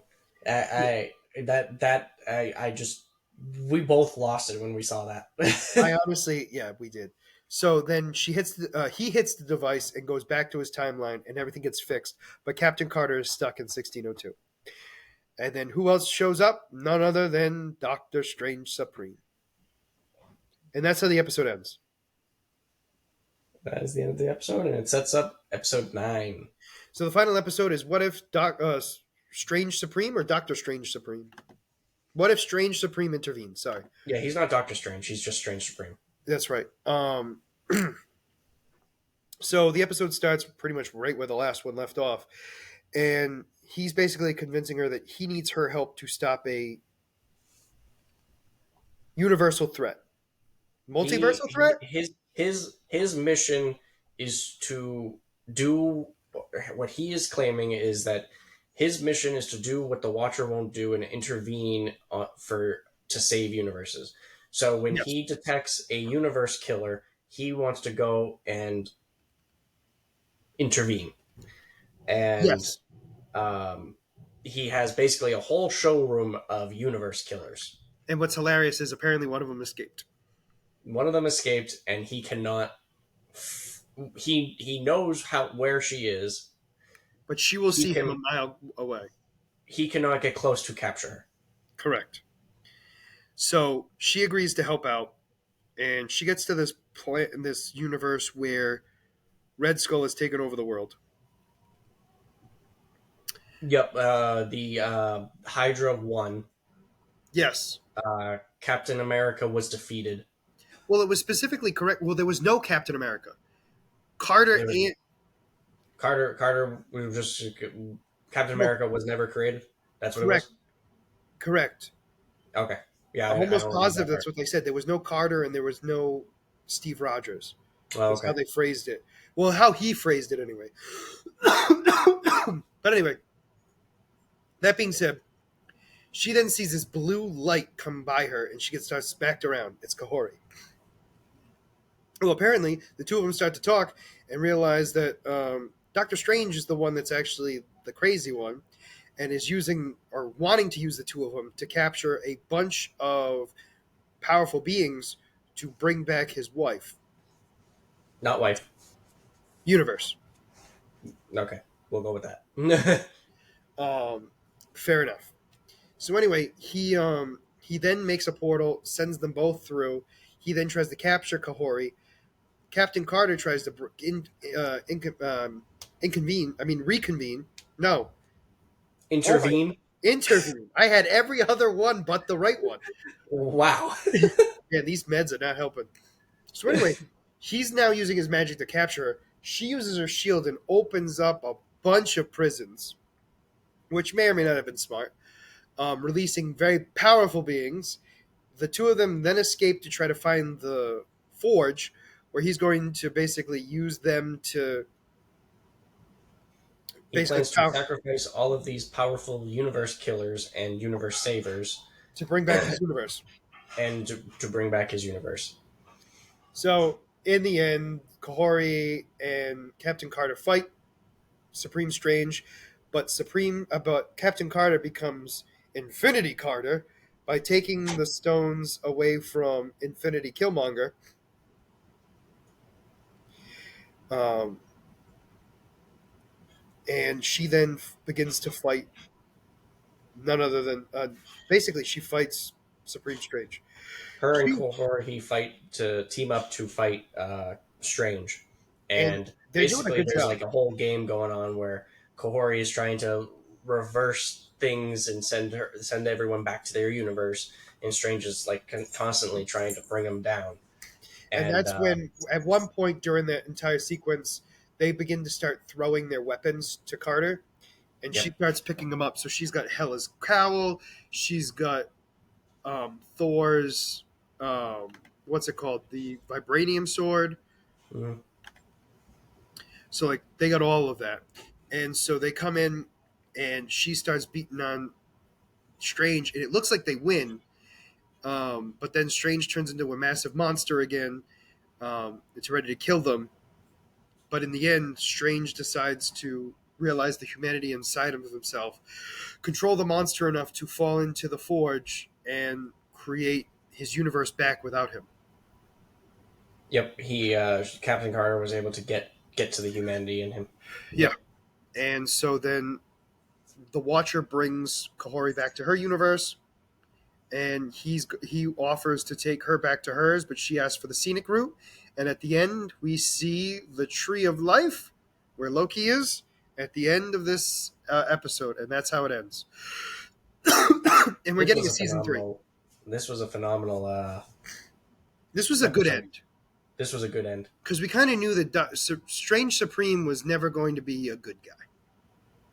Yeah, I'm We curious had hope. now. We had hope. We had hope.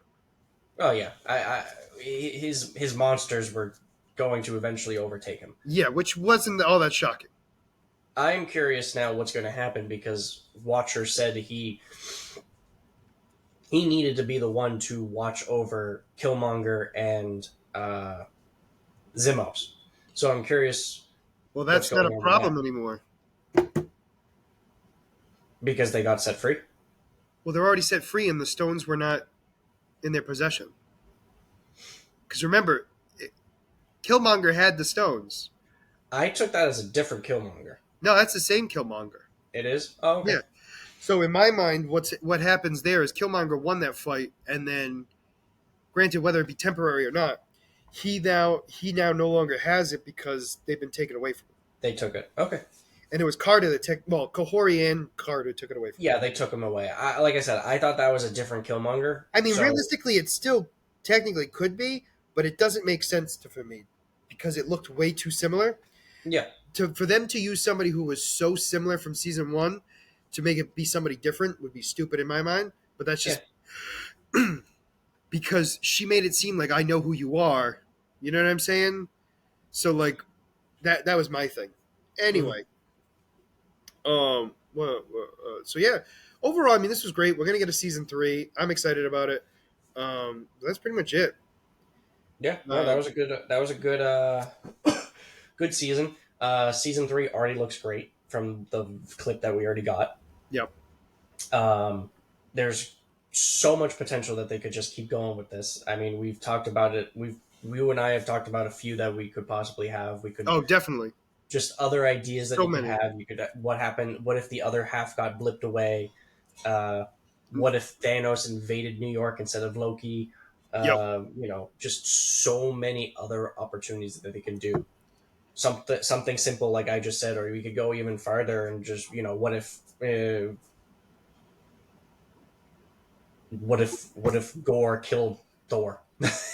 No, absolutely. I mean, no, there's so many, and I think the big thing here is it's like so many things can happen, but for right now, it's just going to be up in the air. So Yep. that is it for what if. Let's go right on to your character spotlight. Okay, my character spotlight. Um, I'm going to continue to the trend that I've been doing this time around with holiday themed characters. Um, we just had New Year's pass, and I figured we'd do a spotlight on the DC version of the New Year's Baby. In the DC universe, Of course. No, continue, continue. I can't wait to hear this. Ooh. it's not what you expect. I will give you that. Okay, I'm all ears. In the DC universe, the New Year's Baby is known as. You good? Yeah, no, don't worry about it. I'm good. Okay. The DC universe New Year's Baby is known as the Century Baby. The Century Baby is Okay. the Century Baby is given a title given to special individuals simultaneously born with the century at the stroke of midnight on New Year's Eve of the new century. Um, this being later develops and displays superhuman abilities and skills as well as immortality. Century babies, they often work alone, but have been known to team up with other superhuman beings. And they are known to change the world. Um, they work with planetary shamans who are known as doctors. They are not human, but they are artificial constructs made for the purpose of preserving and advancing life on Earth. They also lack souls. Hmm. They are typically presented as techno or technology spirits, um, being spirits of the mechanical arts and crafts instead of magic and mysticism. They're typically planetary defensive mechanisms for the Earth. Basically, they're like immune systems for the planet, um, or antibodies, whatever. Um, the birth of these century babies are basically like super protectors of upcoming major events. Um, they are typically very influential towards human culture. An example of that, Jenny Sparks, who is part of the Wildstorm universe, which I had talked about couple podcasts back. Um, she was born in the 20th century. Her mood swings were directly tied to the planet. So it is believed that in the 30s, when she was super depressed and suicidally depressed, her emotions caused the Great Depression. And in the 20s, when she was deliriously happy, she was the influence of the Roaring Twenties. Typically, these super beings they live for the lifespan of the century, so they die at the end of the century, and the new century baby is born in the new century. But it typically varies. They typically, like I said, they typically live 100 years, but they could go, within that 100 years they could go through multiple reincarnations. So they could die a bunch of times, but then also come back Okay. until their 100 years is up and a new century baby is born. Um, they live whatever they live, and then after they die, they make it into the Infinite City, which is, like I said, more detailed from the Wildstorm universe, or uh, whatever universe you wish to discuss. Um, like I said, they're immortal. They have super cosmic powers. Uh, their powers and lifespan vary based on the events of that century. Um, but yeah, that's my character spotlight. It was nice, short, and sweet. Like I said, it was a holiday themed again. Yeah. Um, So for next week, we're going to be talking about the entire season of Echo. So all 5 episodes we'll be talking about. We will see when that will be coming out. But overall, that'll be our next episode, and I think that's it. And I'll be doing a character spotlight. Will it be influenced by Echo? We'll have to wait and see. But for now, this is going to be the end of our first episode of season 1 of Black Eel Podcast. oh Thank man, you very next week is much. going to be so nice. I'm going to have nothing to do. Well, no, you just have to watch Echo, all of it. Yeah, I So, know. one of the big things is we're going to be dealing with all that. But for right now, we're going to be doing this once a week. So we're going to be seeing what's going to be added to the entire, pretty much the entire schedule. So for now, we only know what's going to be happening for next week. So if you please want to keep in touch with what's going on, make sure you like and subscribe down below. Other than that, this is going to be Scott and Mike signing out of the Black Eel Podcast. Have a great night.